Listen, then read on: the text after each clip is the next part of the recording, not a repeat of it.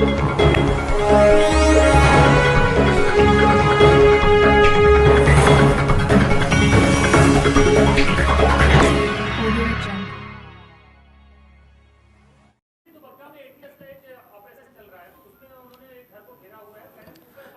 उत्तर प्रदेश की पुलिस पर और खासकर बीजेपी की सरकार भरोसा नहीं कर सकता।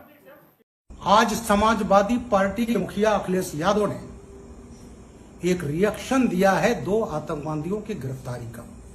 दोनों अलकायदा के हैं, मिनहाज अहमद और मसीरुद्दीन। अलकायदा जानते किसका है? ओसामा बिन लादेन का, जिसको अमेरिका ने पाकिस्तान में मार दिया था। अल जवाहिरी का भी पता नहीं है, वो शायद जिंदा है। अलकायदा वो है जो सीरिया और इराक में लड़ रहा है, अफगानिस्तान में लड़ रहा है, और वो आतंकवादी हैं जिन पर आज अखिलेश यादव ने कहा है कि एटीएस पर मुझे विश्वास नहीं है। मैं एटीएस को बधाई देता हूं। मैं अखिलेश जी के व्यथा समझ सकता हूं।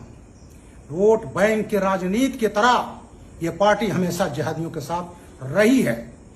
उसका प्रमाण है 26 जनवरी 93 में एसएसपी मेरठ था, पीएसी पिकेट पर हमला हुआ था, काल हुआ था। 26 जनवरी मुसलमान ना मनाए, मुसलमानों ने मनाया, मैं भी गया था। जैसे मैं घर आया धमाका हुआ, पीएसी पिकेट पर हमला हुआ।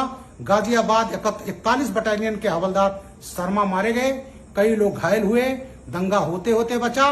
पहली बार प्रदेश में RDX, Chinese grenade, Chinese plastic grenade बरामद हुए। 5-6 आतंकवादियों के खिलाफ चार्जशीट लगी। नेताजी 93 में पावर में आते हैं। 94 में इन्होंने अपनी तुष्टीकरण की निकृष्ट लेवल पर जा करके आतंकवादियों के केस वापस ले लिए थे। फिर अदालत ने वापस नहीं होने दिया, और फिर मैं डीआईजी आगरा था। 95-96 में गवाही देने गया था, सबको आजम कारावास हो गई। अखिलेश जी 23 नवंबर 2007 को यूपी के लखनऊ, फैजाबाद, बनारस की कचहरियों में हमले हुए थे। 15 लोग मारे गए, जिसमें काफी वकील थे। और उस समय ये लश्कर तैयबा का जो संगठन था, उससे संबंधित था हुजी, उसके आतंकवादियों ने किया था। खालिद मुजाहिद जौनपुर मड़ियाहू और डॉक्टर तारिक कासमी आजमगढ़, ये गिरफ्तार हुए थे। आजम खां जैसे समाजवादी पार्टी सरकार आई, खुलेआम अखिलेश यादव और आजम खां देते रहे कि जो जेल में मुसलमान बंद हैं उनको हम वापस निकालेंगे। बात हिंदू मुसलमान की बात नहीं है। जो अपराध करता है वो अपराधी है, चाहे वो हिंदू हो चाहे मुसलमान हो। और उसी तहत इन्होंने आतंकवादियों के केसेस निकालना चाहे। बाराबंकी में जो गिरफ्तारी खालिद मुजाहिद तारिक कासमी की हुई, उसको अखिलेश जी ने वापस ले लिया था। फिर अदालत ने वापस नहीं होने दिया। इसी बीच में खालिद मुजाहिद तारिक कासमी फैजाबाद कोर्ट में गए, लौट रहे तो रास्ते में लू से खालिद मुजाहिद मर गया। और उसके मरने के बाद मेरे खिलाफ, और उस समय के डीजीपी विक्रम सिंह रहे, मैं तब रिटायर नहीं हुआ था, एडीजी सिविल डिफेंस था, हत्या का मुकदमा इसी बाराबंकी कोतवाली में 18 मई 2013 को अखिलेश ने कायम कराया था मेरे 42 पुलिसकर्मियों के साथ में। ये मैसेज दिया कि इनकी हिम्मत कैसे हो गई हमारे प्यारे आतंकवादियों को गिरफ्तार करने की। उस केस को भी अदालत ने वापस नहीं होने दिया। खालिद मुजाहिद तो मर गया, लेकिन तारिक कासमी को आजम कारावास की सजा हो गई।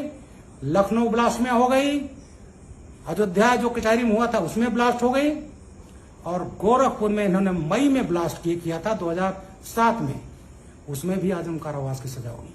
तो ये बेचारे आतंकवादी पालने वाले, जिहादी पालने वाले, अपराधी पालने वाले, तो इस पार्टी के डीएनए में है गुंडई। और अपने वोट बैंक के लिए, ये तुष्टीकरण के लिए किसी हद तक राजनीति पर, किसी उस पर जा सकते हैं।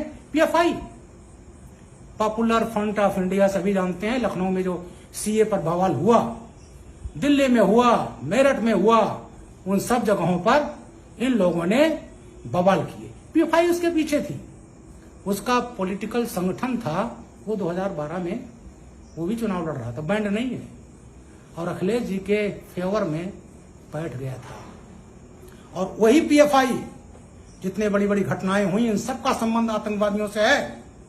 और वो सब भी समाजवादी लोगों का पूरा संरक्षण पात्र है।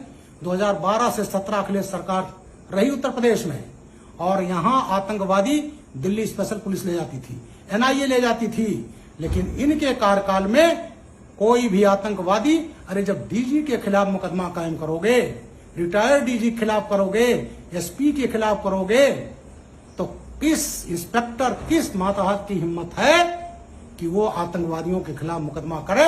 यही हमारी एटीएस, मैं चीफ रहा हूं 4.5 साल, इसको डिफंक्ट कर दिया अखिलेश यादव ने।